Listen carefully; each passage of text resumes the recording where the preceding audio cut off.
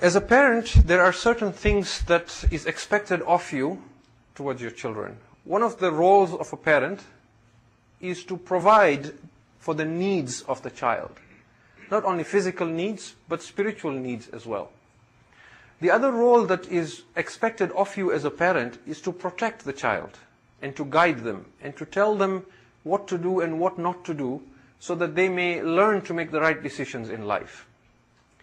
But when we take this idea of being a parent too seriously, when I walk into the house thinking now I am the father and now I'm playing a certain role, then that providing the needs of the children sometimes ends up being spoiling the children excessively and giving them everything they want because I take that role too seriously.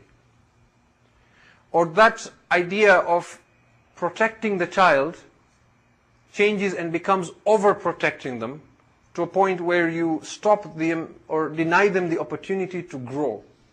You become the obstacle.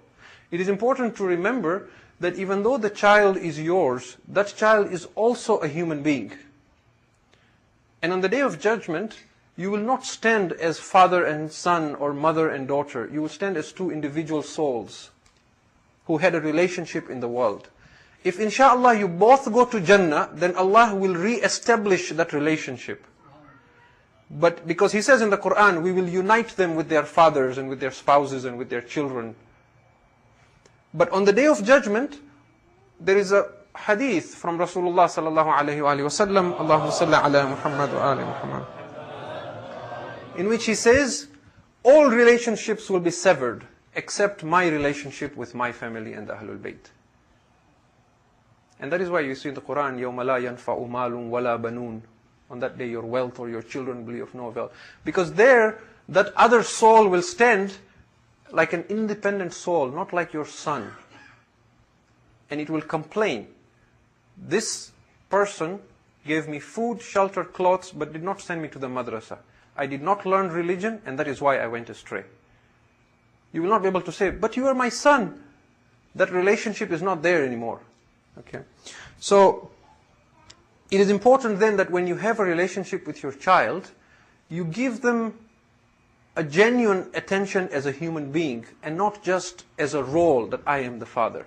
A lot of times parents think giving attention to the child is constantly nagging them to do things.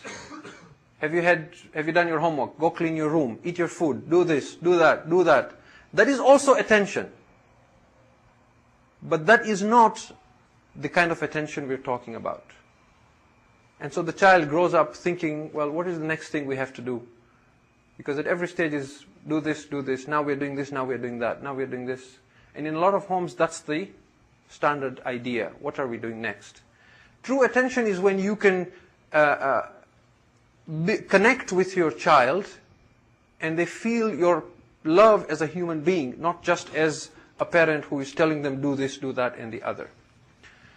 On the flip side though, as we said, that when we take our roles too seriously and we become overprotective or we spoil them, we get addicted to that role, and the ego now needs that role to identify with it and believe that I am someone important and this is what I do. The result of that is, when my child is 30, 40, 50 years old, I'm still playing the role of a parent. And I'm still telling them what to do. I still know what's best for you. And so, sometimes, the unspoken message is, I'm your parent, and the child is like 40, 50 years old, they have children and grandchildren of their own. But the message is, I sacrificed everything for you in life, don't disappoint me. I want you to become someone special in this world so that through you I can be someone special. So, if you don't do as I tell you to do, I will emotionally blackmail you to a point where you will feel so guilty that you will do what I tell you to do. And I will love you and continue to love you as long as you do exactly as I tell you to do. So therefore don't disappoint me, and it goes without saying, I know best. This is the unspoken message. When you bring it out in words, you realize how ridiculous it sounds.